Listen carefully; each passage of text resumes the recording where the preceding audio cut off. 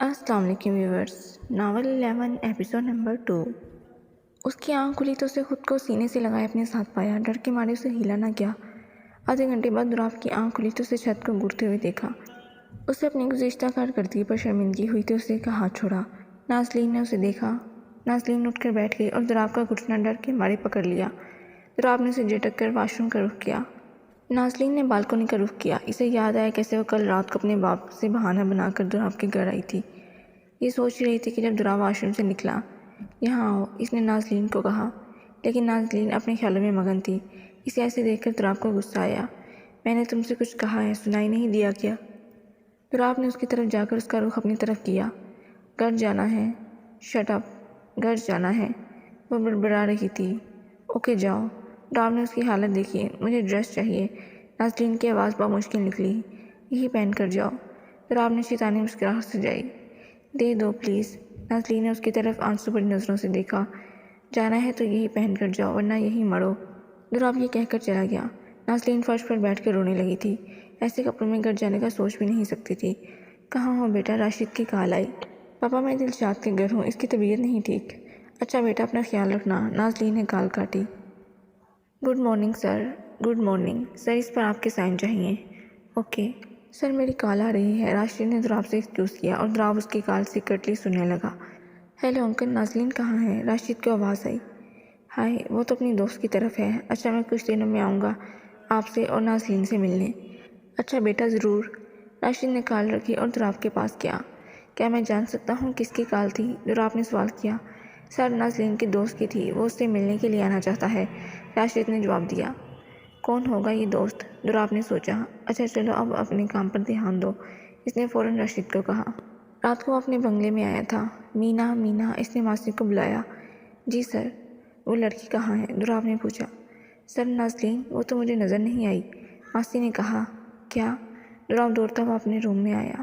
اس نے نازلین کو ایک کونے میں دیکھا جو دیوار کو گھور رہی تھی۔ گھر نہیں گئی؟ وہ چلایا۔ نازلین نے اسے دیکھا اور پھر اپنی ڈریس کو دیکھا۔ ماننا پڑے گا بہت ضدی ہو۔ دراف چل کر اس کی طرف آیا۔ نازلین نے بھی اسے آتا ہوا دیکھ کر اسی طرف قدم بڑھائے۔ دراف نے تھپڑ مارنے کے لیے اپنے ہاتھ کو ہوا میں کیا، لیکن نازلین کی آنکھوں میں ڈر نہ نظر آیا۔ مجھے تمہاری آنکھوں میں ڈر چاہیے، وہ دارا، لیکن نازلین کچھ نہ بولی۔ ابھی کے ابھی گھر جاؤ، میں نہیں چاہتا، دراف بولنے والا تھا۔ مجھے ڈریس چاہیے، نازلین نے دہرایا۔ دراف نے اسے جان سے مارنے والی نظروں سے دیکھا تھا۔ بہت ضدی ہو، جاؤ اور کپڑے لو آگے والے واش روم سے اور پہن کر دفع ہو جاؤ۔ میں تمہیں پھر کبھی بلاؤں گا۔ نازلین نے ڈریس چینج کیا اور بنگلے سے باہر نکل آئی۔ دراف نے گارڈ کو اس کا پیچھا کرنے کا بولا تاکہ وہ خیر سے گھر پہنچ جائے۔ وہ بے خود سی سڑک کے درمیان چل رہی تھی جب سامنے سے کار آئی۔ وہ اریان تھا۔ اس نے اسے دیکھا جو کار سے نکلا۔ نازلین، میں تمہیں ڈراپ کر دیتا ہوں۔ نہیں، بالکل بھی نہیں، میں خود چلی جاؤں گی۔ پلیز نا، اریان نے اصرار کیا۔ نازلین کو اس کی بات ماننا پڑی اور گاڑی میں بیٹھ گئی۔ سر، وہ کسی اریان کے ساتھ چلی گئی کار میں۔ گارڈ نے دراف کو اطلاع دی۔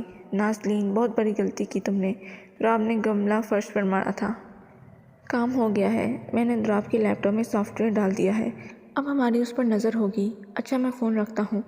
راشد نے نازلین کو آواز سنی تو کال بند کی۔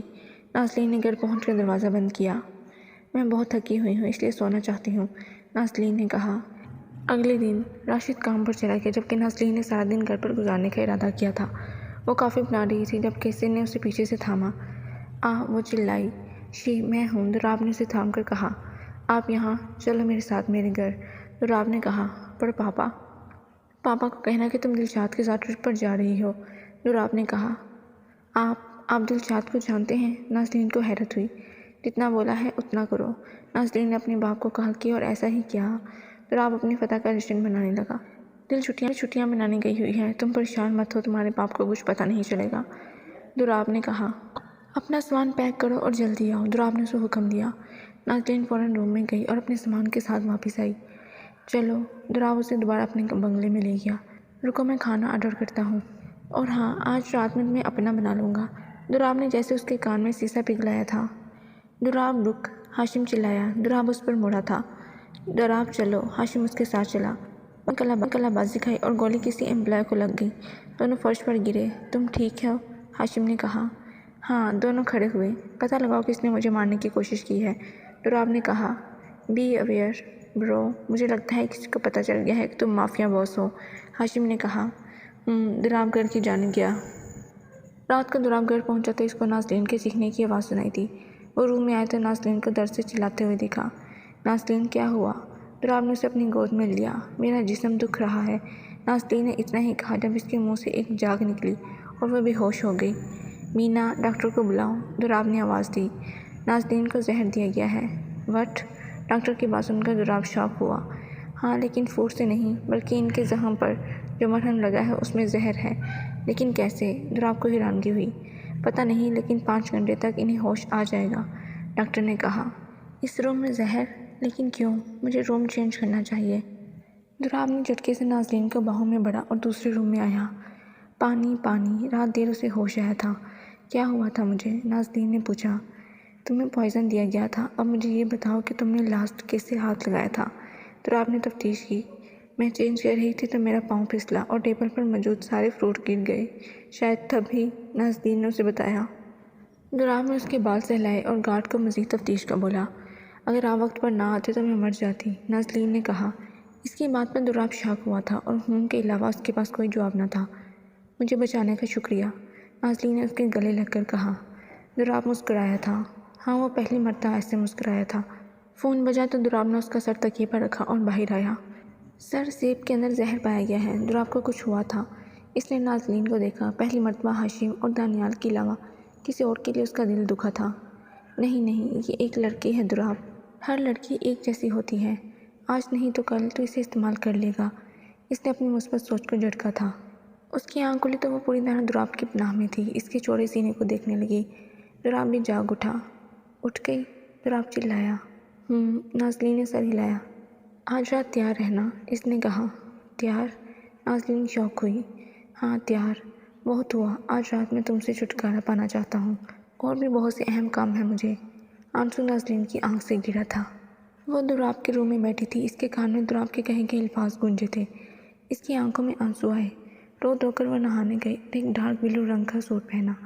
باہر آ کر اس نے بال خشک کیے اور ایئر رنگ پہنی۔ اس نے پہلی مرتبہ روم کو غور سے دیکھا تھا، اس کی خوبصورتی کو دیکھا تھا۔ ایک بہت بڑی تصویر جو کہ دراب کی ہی تھی اس روم میں لگی تھی، جس میں اس کی بہت ہی ڈیشنگ لک تھی، لیکن مسکراہٹ نہیں تھی۔ تھوڑی سی اسمائل کرتے تو اچھی لگتی، اس نے خود سے کہا اور منہ بسوڑا۔ اس کے بعد اس نے راشد سے کال کر کے دلشاد کے ساتھ ٹرپ پر جانے کا کہا۔ کچھ وقت کے بعد وہ بور ہونے لگی تھی، وہ روم سے باہر جانے لگی۔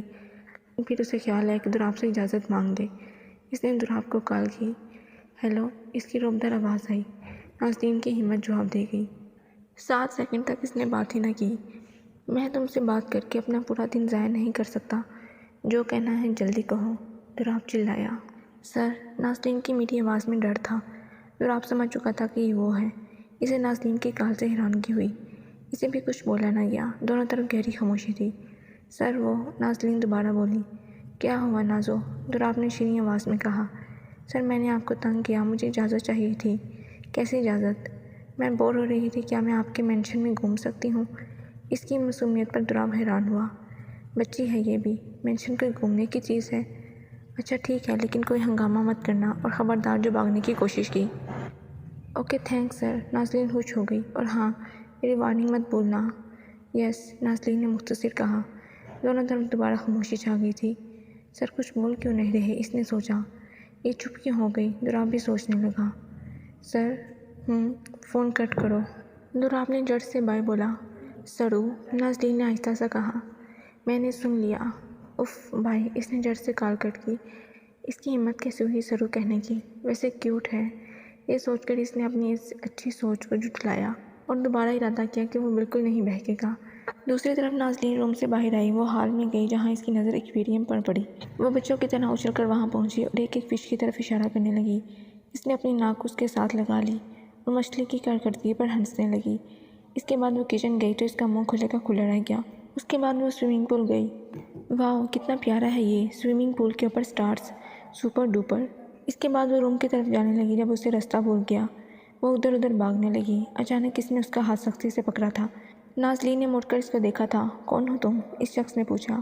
وہ ہال میں دراب کا سیکیورٹی ہیڈ تھا، ایک کمینہ انسان جس کے لیے لڑکیاں ہوس تھیں۔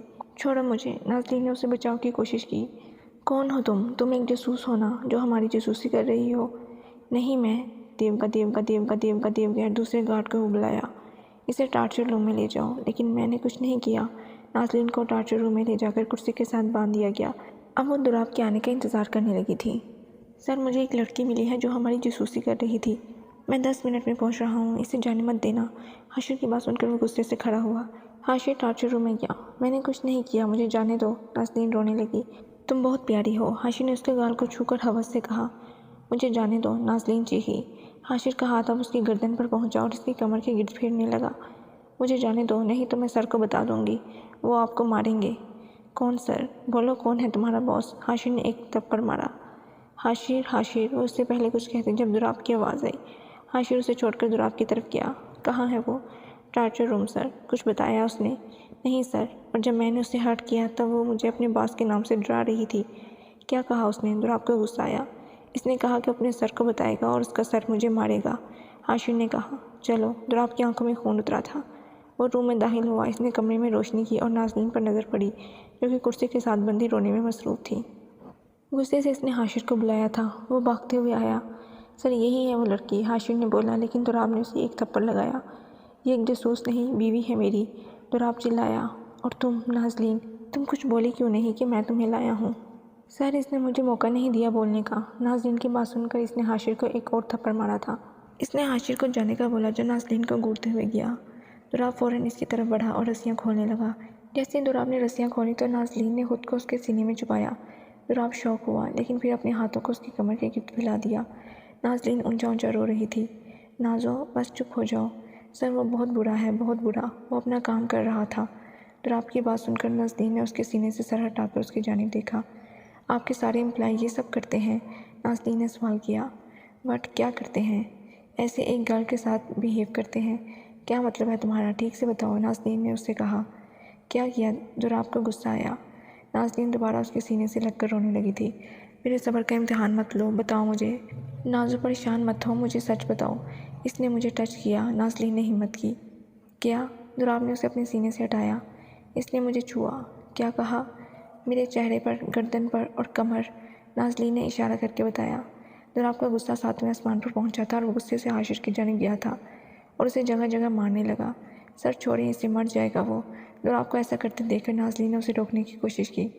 सॉरी सर, आगे से ऐसा नहीं होगा। हाशिर ने माफ़ी मांगी। I hope. अब जाओ अपना काम करो।